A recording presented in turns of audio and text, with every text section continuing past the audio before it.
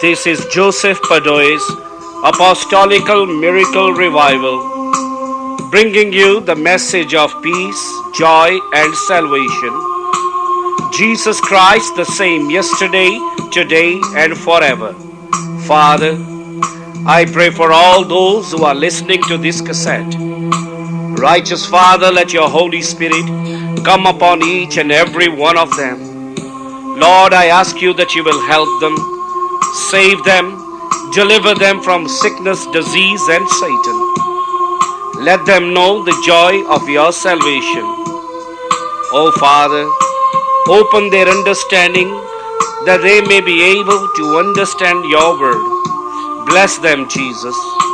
Blessing of Father, Son, and Holy Spirit be upon each and every one of you. In Jesus' name, amen.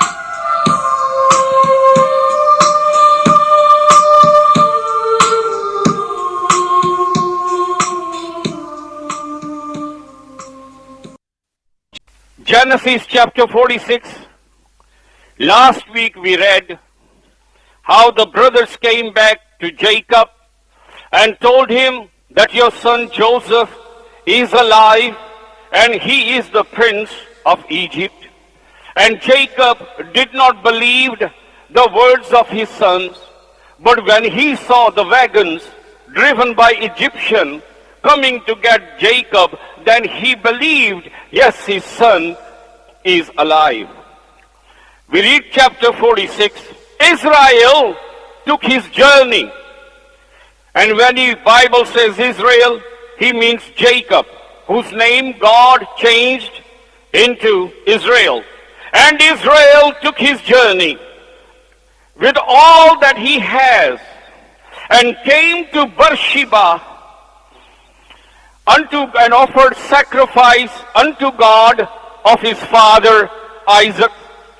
Though Jacob received the good news that his son is alive, and though his heart was pounding to go and see his son straight away, we read here, he doesn't go to see his son straight away. First he goes to the Lord his God. We said that Jacob took everything he had. He doesn't go straight to Egypt, but he comes to the place of Beersheba.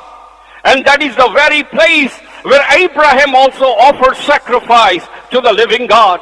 Beersheba is the same place where the father of Jacob, Isaac, also worshipped God and offered the sacrifice to the living God. And here we can see that Jacob, even before he goes to Egypt, he must come to the place of Beersheba to offer sacrifice to the living God, to ask his blessing and his help and his assistance to go to Egypt. Even though his heart wanted to go and see his son straight away, but he does not put his son first. He puts God before his son. Before he goes anywhere, he goes to the place where his father and grandfather once worshipped God, offered sacrifice to God. He goes to same place, offers sacrifice to Jehovah God, and asks his help. Many times when good time comes, usually men tend to forget God. But we must remember that before we do anything, whether it is good time or bad, we must not forsake the Lord our God. There is nothing important in life than God. There are many things we put before us. We put our children before us, our job and other things. But they are not as important as God. Though Jesus said, unless you love me more than your father, brother, mother, and sister, you cannot be my disciples. And here Jacob is not putting his son first. He's putting his God first. He's not going straight to Egypt. Before I go to Egypt, I must go to the place of worship. I must go to the place where my grandfather called on Yahweh. I must go to the place where my father Isaac called on Yahweh. And he goes to the same place. And there he offers God a sacrifice, showing also God that his God to him is number one, more important than Joseph, whom he loves. God spake unto Israel in the visions of the night and said, Jacob, Jacob. He said, here am I. In the night time, God visits him. You see, if you honor God, God will also honor you. And here God comes to Jacob at night. In the night time he sees a vision, and the real voice speaks in a vision. Jacob, oh Jacob. He says, yes Lord, here am I. And you see, God came to Jacob because there was fear in the heart of Jacob to go into Egypt. And there were many reasons for that fear to be there in the heart of Jacob. And we read verse 3, and he said, I am God, the God of your father. Fear not to go down to Egypt. I will be there and make of thee a great nation. There is a fear in the heart of Jacob, though his son is in Egypt, but he himself is afraid to go to Egypt. And God had to tell him in a dream, don't be afraid, Jacob. I am the God that your father and your grandfather Abraham worshipped. And he says to Jacob, go to Egypt, and there in Egypt I will make your seed a fruitful, I will make a nation in Egypt. Why was Jacob afraid to go to Egypt? Though his son was there, by right he had nothing to fear because his son is a governor of Egypt. And yet there is fear in him because he knew what happened to his grandfather in Egypt. He remembered that how his grandfather Abraham went to Egypt when there was a famine in Canaan. And there Pharaoh took his wife because Abraham was scared when he entered Egypt. And he said to Sarah, if anybody asks, who are you to me? Say to them, you are my sister. By doing this, you will spare my life. And when the Pharaoh, the king of Egypt, saw Sarah and she was beautiful to look at, he took Sarah to be his wife. He didn't marry her, but he took him. And God had to curse Egypt because of Sarah. And then Pharaoh returned Sarah back to Abraham because God put his curse upon Egypt.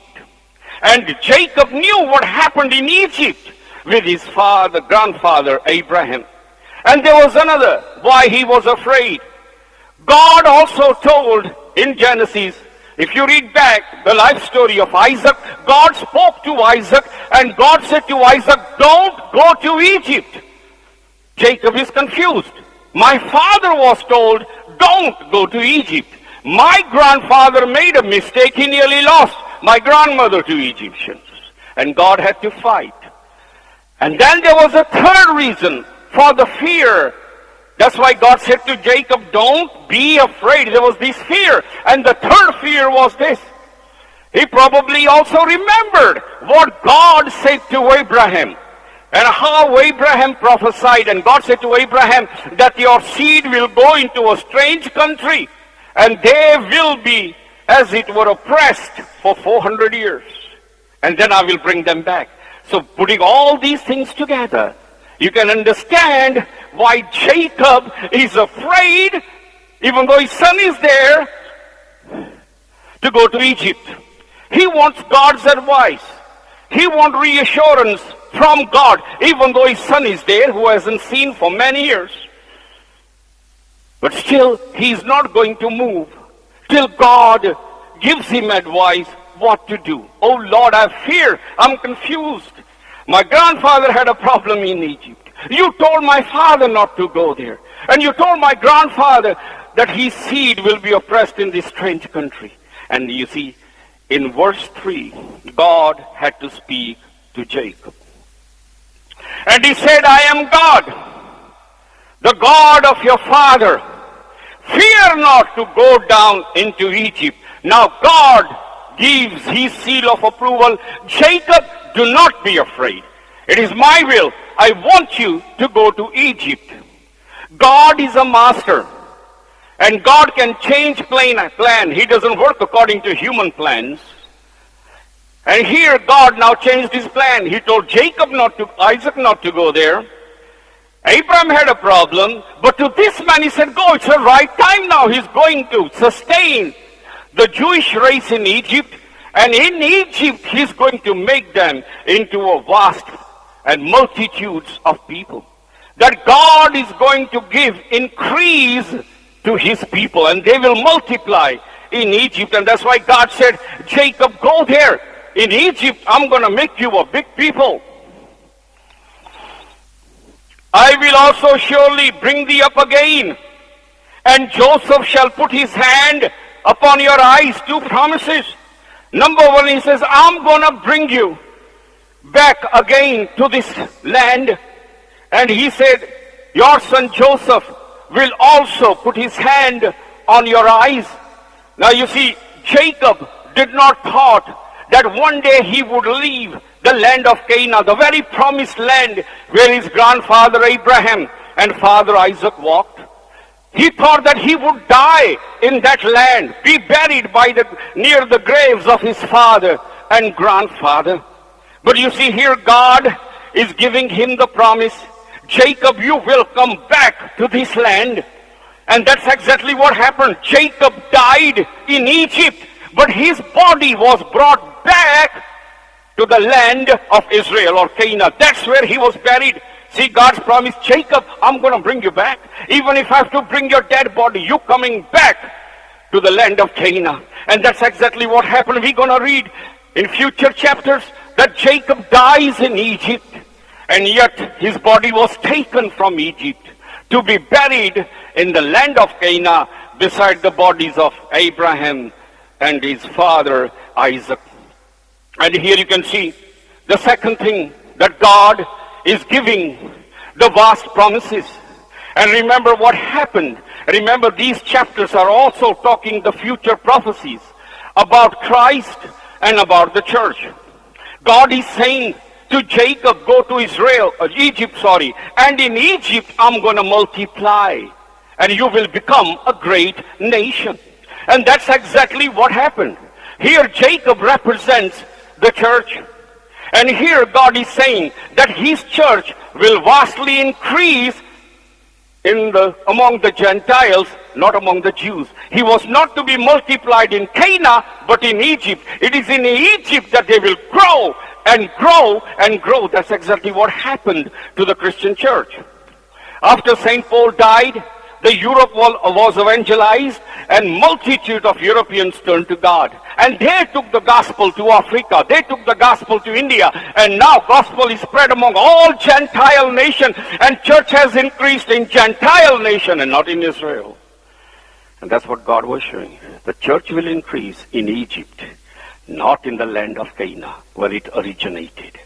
That God will increase his church among foreigners. And that's where you see a church increase. All foreigners, non-Jews, are believing in thousands in Christ, where Israel ain't much. Why? Because Jacob has shifted to Egypt, where God says, I will grow. That's where God grew the church. And what will happen to Israel? What will happen to the Jews? Will they be forsaken? Will they be left in their delusion? Here it says, Joseph is going to put his hands on your eyes.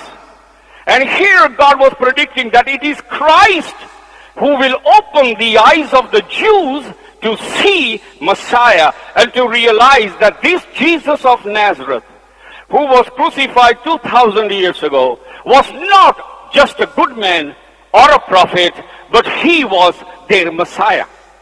In the prophecies, it says that they will look upon him whom they have pierced. That one day Jews will know that he is the Christ, because he himself will remove the blindness from Jewish eyes. And that's why it says that Joseph will put his hand upon you, Jacob. That it is Christ who will take the spiritual blindness from the Jews. Then they will know and come to realize that this Jesus of Nazareth is their God. God gives him promise. And what does God say?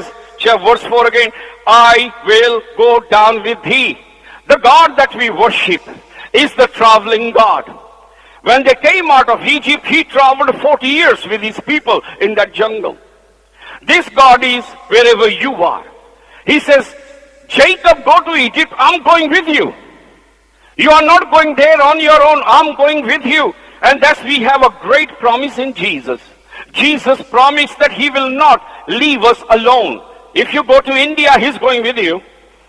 If you're going to Africa, he's going with you. Wherever you are going, he's going with you, because he's God that travels with you. Remember, wherever Jews traveled, God traveled with them in that tabernacle. He's a traveling God. He's not just God of the mountain or God of the valleys, but he's God that stays with you. Whether you are in the mountain, in the valleys, or wherever you are, he's there with you. The gods of the religion, either they are in the temples or they are living in high mountain where the temples or shrines are. But this God is not just in temples. He doesn't live in temples. He lives in humans. God does not live in the dead things. He does not live in the temple made by man's hand. In Isaiah, God speaks. He says, heaven is my throne. The earth is my footstool. Which house can you build for me? Even the heavens can't contain me. And Bible tells us that God has a temple, a living temple, and that is you. He likes to live in the living temple in you. The living God does not live in stones. The living God will live in the living person. And here, look at the promise that God made to Jacob. God said, I am going down with you to Egypt. And where was God in all those 400 years? Or over 400 years?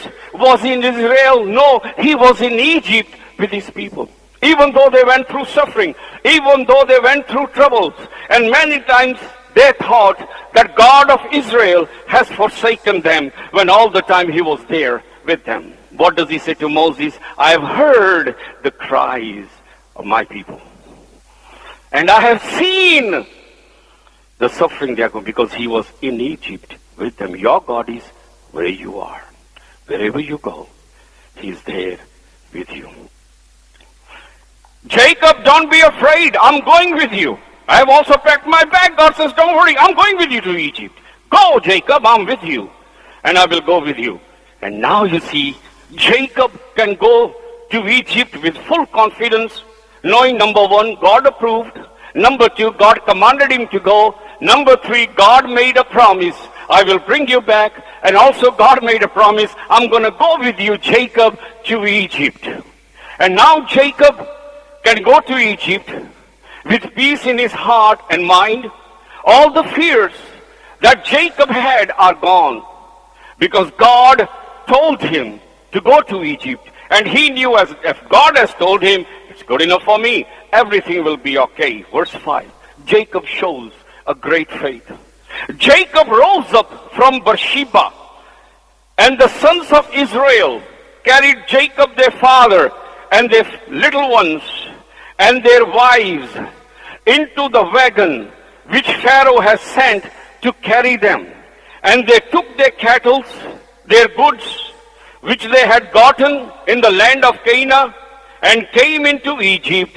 And Jacob and all his seeds with him, his sons, his sons with him, his daughters, his sons' daughters, all his seed brought he with him into Egypt. The great faith that he demonstrated. He did not left one person behind. He went by faith. He doesn't just go himself to see his son, thinking that I'm going to come back. He takes every single thing that he owns in the land of Canaan. He takes all his cattle and all his children and his grandchildren. He takes everything. He moves by faith, trusting God, that God has told him to go to Egypt. He's going to prosper in Egypt. His seed is going to prosper among Gentiles.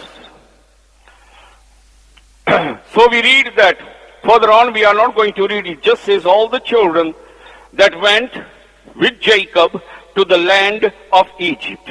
So when we come to verse 26, all the souls that came with Jacob into Egypt, which came out of his loins, beside Jacob's sons' wives, all the souls were 66. Altogether there were 66 people that went there. And the sons of Joseph that were born him in the Egypt, and were 2 souls, all the souls of the house of Jacob, which came into Egypt, were 70. Altogether, they were 70 people, just 70 people in the land of Egypt. 66 people came with Jacob, his sons, his grandsons, granddaughters. Then you see, in Egypt there was Joseph, his wife, 2 sons. So 66 plus 4, altogether there were just 70 people. And we read further up in Exodus, from 70 people, by the time they came out, there were thousands and thousands of them. So much God multiplied the seed of Jacob in Egypt, that even the king, the Pharaoh of Egypt, is afraid of Jews, that they are increasing so much in number. Tomorrow, if enemy attacks us, they will join the enemy and rule over us. That's why the persecution came upon the Jews. God multiplied them in the period of those 400 years. And those 70 people were multitude now. So the word of God came to pass that his seed will increase in the land of Egypt. That's where God's church increased, not among the Jews after the death of St. Paul, but the church of Jesus increased among the foreigners, among the Gentiles. They were big people, thousands and thousands even now turning to Christ, and they're all foreigners, none Jews, because the seed of Jacob will increase in Egypt, in foreign country. That's where the gospel of Christ will increase, among Gentiles, none Jews.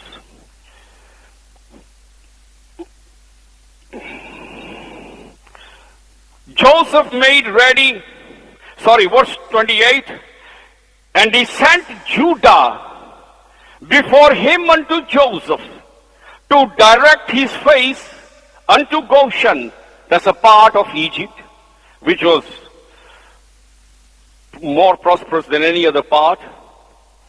So that's why Goshen was chosen for his people.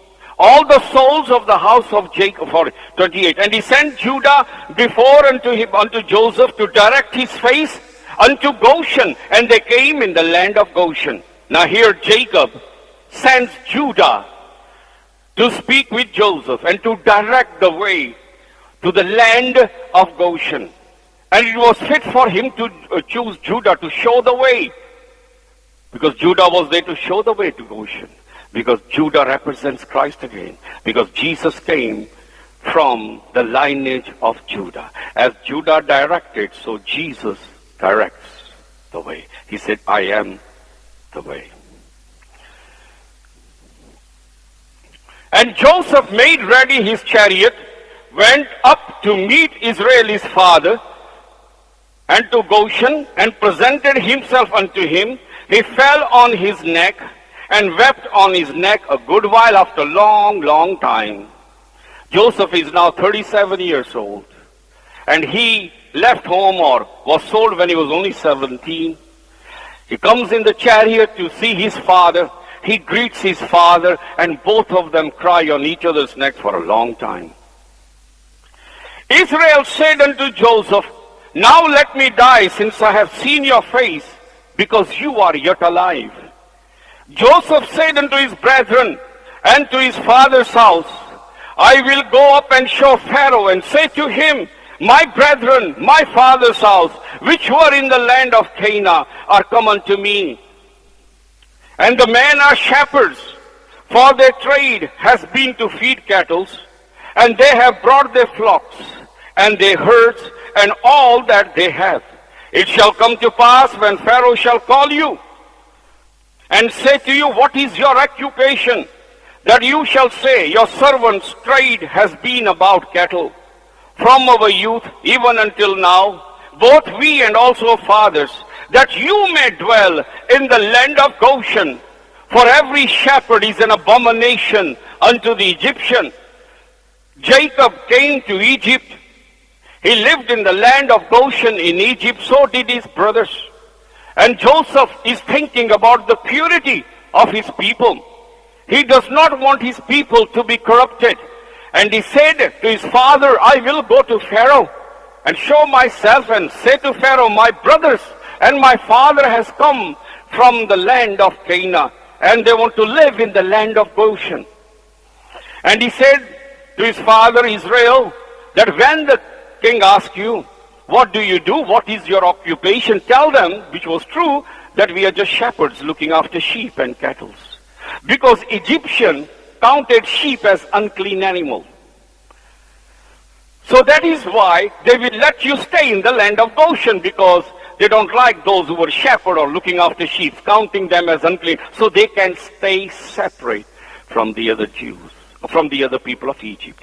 Here Joseph was trying to preserve his people from corruption of Egypt, from corruption of Egyptian gods, and from the corruption of Egyptian customs, which were evil. So they could be just in the land of Goshen and not mix with the rest of them and be corrupted. That's exactly what God wants us to do, to keep ourselves pure, not to be like the people that are out there. When we are like those who are out there, we cannot claim ourselves to be Christians.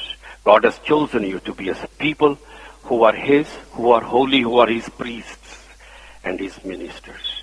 So that is why Joseph said that. He wanted purity of his people. He did not wanted them to mix with Egyptians and start serving Egyptian gods, being corrupted by their religion, being corrupted by their customs. So say, stay in the land of Goshen. And when the king asks, tell him straight, we are shepherds. He'll leave you alone. They'll let you stay in the land of Goshen and look after your cattle. That's why. Amen. Our Father, who is in heaven, holy be your name. Your kingdom come, your will be done, in earth as it is in heaven. Give us this day our daily bread, O Lord, and forgive all our sins, as we forgive those who have sinned against us. Let's not be led in temptation, O Lord, but deliver us from evil. For yours is the kingdom, the power, and glory, through Jesus our Lord. May the blessing of Jehovah, His Son Jesus Christ, the power of the Holy Spirit be on you. May God of Israel make His face to shine on you. May the Lord bless you in Jesus' name.